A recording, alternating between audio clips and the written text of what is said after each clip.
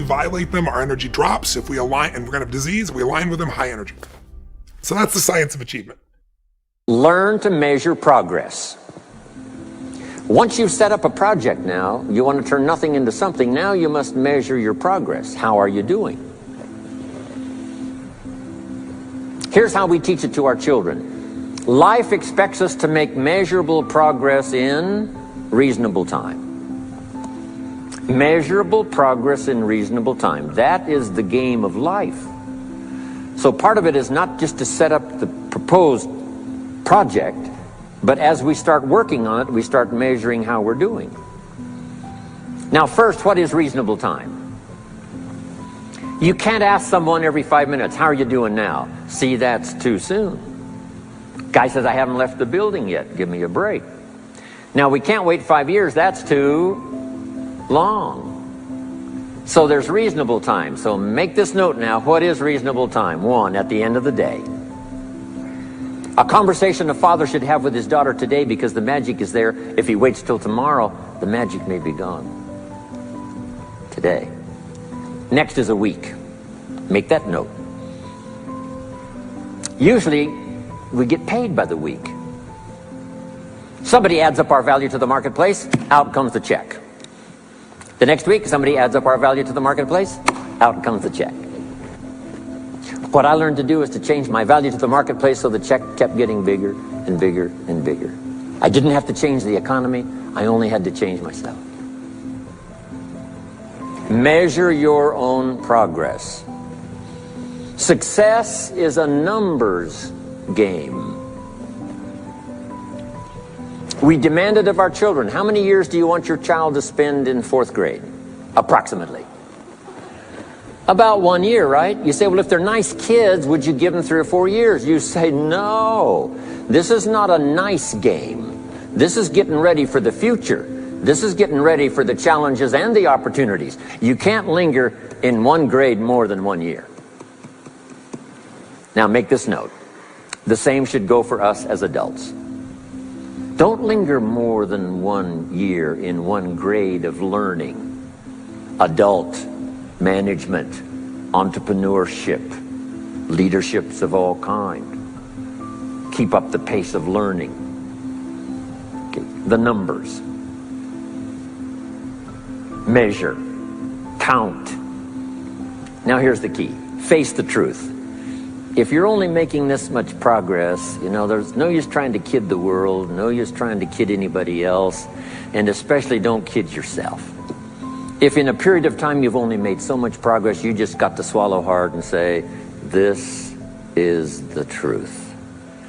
I've got to face it. Now, what could I do to start increasing my progress and make my health better, make my income better, make my investments better, make my value to the marketplace much better, get busy learning the 2nd skill and the 3rd skill and the next language and the next language to increase my value. I got to get busy and do that. See if you will do that. I promise you, one of the greatest motivating factors in the world is progress. And if you'll measure it, you'll get excited. If you constantly remind yourself after every defeat, after every setback, every time you get knocked down, I've got a saying, if life knocks you down, try and land on your back, because if you can look up, you can get up. See, a lot of people, because of failure, they stop believing. Let me share something with you. You will fail your way to success. Yes, 8 out of 10 millionaires have been financially bankrupt. You will fail your way to success. It doesn't matter how many times you fail. It doesn't matter how many times people tell you that you can't do it. It doesn't matter if you don't have a dime in the bank. You will fail your way to success. First day I went to school, I was in a classroom. By the time I was, 6 years old, didn't go to school until I was 6 years old because I was living with my grandmother at that time. Sure. But she had taught me how to read the Bible stories. So I went into the classroom knowing Nicodemus, Shadrach, Meshach, and Abednego. I could spell all of those words. I thought I was preaching to my kindergarten teacher. So she was like, who is this girl? So I was never placed in an environment where I was ever made to feel inferior. I always felt like I'm the smartest kid in this room. And because I was never placed never put in a position where I was made to feel less than, I didn't grow up feeling less than, you know? And the rest, as they say, is history. And the rest, they say, is from history. And it's all about what you believe. You know, I say this to, when I do something on my network now called Life Class, the fundamental key to success is what you believe is true for yourself. Not what you want, not what you desire. It's what do you believe? You know, you can say, I want to be the most successful person in the world. Yeah. But if you believe that there's a glass ceiling and you're going to have a hard time kicking through that glass ceiling, You'll keep yourself you will down. be defined by the glass ceiling. And the great beauty and gift of my life is that I was never defined by the box that other people tried to put me in. The first thing I want you to know that success is not a destination, it's a journey. Think of success as a process. Let me illustrate it and explain it this way. If you go to college, you work hard, and in 4 or 5 years, depending on what kind of degree you're working on, and in today's society, sometimes 6 or 7 years, but eventually, comes the day of graduation, and you're all excited, and your family is there, and your friends are there, and you're there with your classmates, and you got your cap and your gown, and you know that there's going to be a time in that ceremony where you're going to walk across stage, and the president, provost, somebody's going to shake your hand, hand you a diploma, congratulate you, and you're going to get off the other side. They're going to have presents waiting for you, and they'll be taking pictures, and everybody will be shaking your hand, say, congratulations, today you become a success. You're a college graduate. Now, my friend, you did not become a success the day that you got your diploma. Now, what you did have happen to you in that ceremony is you got recognized for success.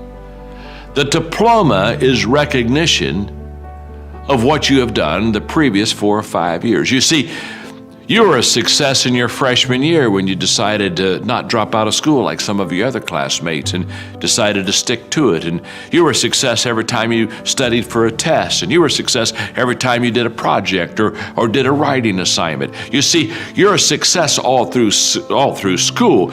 You're a success every day. Success is a daily thing, not a destination thing. The day you got the diploma, you just got recognized for the success that you already were. Now that's very essential, because so many times people have a tendency to devalue the moment, today. What they do is they greatly value the destination. And so they kind of talk about, well, when I get there, or if I arrive there, or when I do that, or when I accomplish this. And they don't understand that success is a daily thing. And I'm here to share with you that the secret of success is determined by your daily agenda. In fact, I wrote a book a few years ago called Today Matters. I'm passionate about that book because what it does is it helps me to understand that we make decisions and then we manage decisions. And too often we think, I will make a decision. For example, you're saying, I'm going to make a decision to be a coach.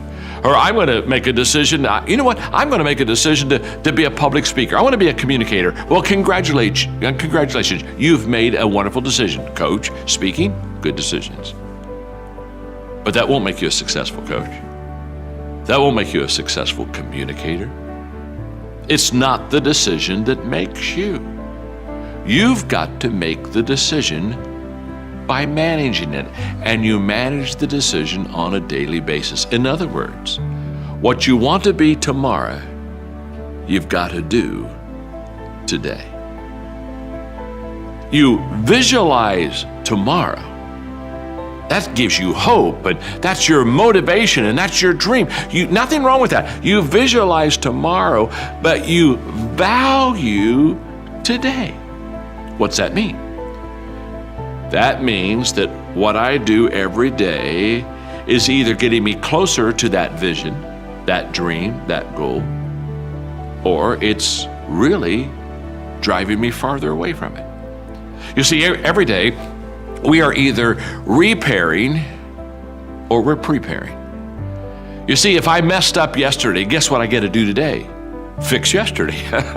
In other words, if I didn't do the right thing yesterday, what I got to do today is I've got to repair. I've got to go back, make amends, backtrack, put the car in reverse, put my life in reverse. I've got to go back there. I've got to repair. Now, every day I spend repairing, I'm not spending preparing. Well, you see, we repair when we fail to manage the decisions that we've made. We prepare when we, on a daily basis, manage the decisions that we've made. So your footprints to success are really footprints of success. Because every step that is made and taken based upon the goals that you have for your life, and you're managing those goals correctly, every step is the progressive realization of success in your life. And by the way, you'll get the diploma, you'll get the certificate, but when you get that, you didn't arrive. It just is another step in preparing you to reach your potential. Each one of us should live our life as if we'll never learn everything we need to learn. We'll never be able to accomplish everything we wanted to accomplish. We won't be able to experience everything we wanted to experience. We should live our life every day hungry, understanding that we are to live until we die. You see, I think success can't be summarized in a flippant degree or program or diploma or arrival. I think today, if you are learning to coach, if you are learning to speak, if you're doing the things that are essential to the decisions and you're managing those decisions well, can I say something to you? Congratulations, you are already a success. Now, guess what? Over time, it shows up. You've heard the expression. You maybe have even said it yourself. You've heard the expression, I'm sure. I've worked all my life to become an overnight success. That's the way it works. All of a sudden, somebody recognizes you. All of a sudden, somebody congratulates you. You didn't get good at that moment. You've been good for a long time. It just showed up someday. Tell people your concept of the paddle. Well, there's a paddle for everybody's ass. We all know that. And every day you just get up, and I don't fear anything, but I worry about everything. And the day you stop worrying in good times, the paddle will get your behind. And so as great as things are in life, I know you're only a few steps or a few incidents away from something bad happening. You can never forget it. Did you have fear as a kid and you just got into enough business scuffles that you figured your way through things, or have you always been fearless? I'm pretty fearless, but I do worry about everything. But you know, once again, you know, the book, and this is why Harper's asked me to write the book, because of all my Tillmanisms, you got to know what you know and what you don't know. And I knew that I understood business. Now, don't ask me to, you know, go win an Emmy. I took guitar lessons for 4 years, and I still struggle playing a guitar. I can't draw a stick person very good, but I knew that I understood business. So I know what I know, and I know how to do due diligence on a deal. I don't worry about making a bad deal because I feel like that's what I know. So no fear when it comes to that.